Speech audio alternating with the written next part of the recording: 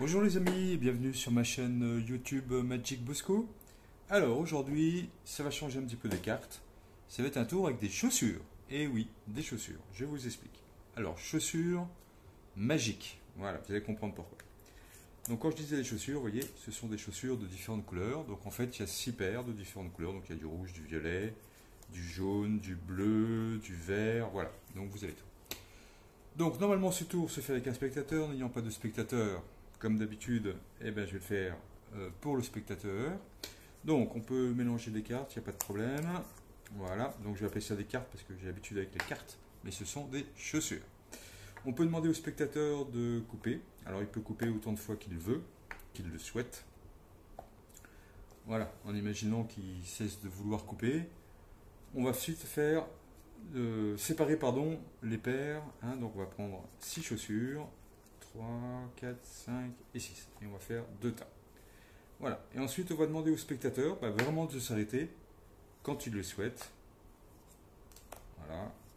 On va imaginer qu'il s'arrête ici. Donc, on va séparer les chaussures. Ici. Voilà.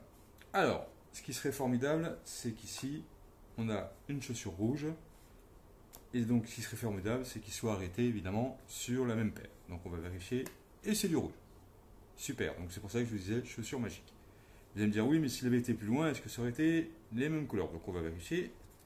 Donc ici, on a du jaune et du bleu, donc c'était pas bon. Ici, c'était pas bon non plus. Là non plus.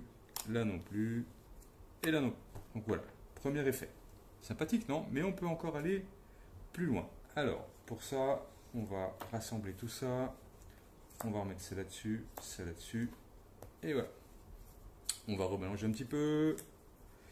On peut redemander au spectateur de couper. Et là maintenant, normalement, c'est lui qui fait tout à partir de maintenant tout seul. Donc n'ayant pas de spectateur, comme je vous l'ai dit tout à l'heure, c'est moi qui vais le faire.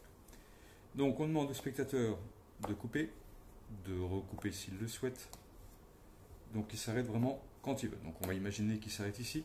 Et ensuite, on va lui demander de déterminer un tas. Donc il va compter les cartes une par une et il va s'arrêter une fois que ça lui plaît. Donc on va prendre, par exemple, je sais pas moi, on va faire comme ça, voilà. Donc là, c'est lui qui a fait le tas du nombre de cartes qu'il souhaitait. Et ici, donc, on a le reste du paquet.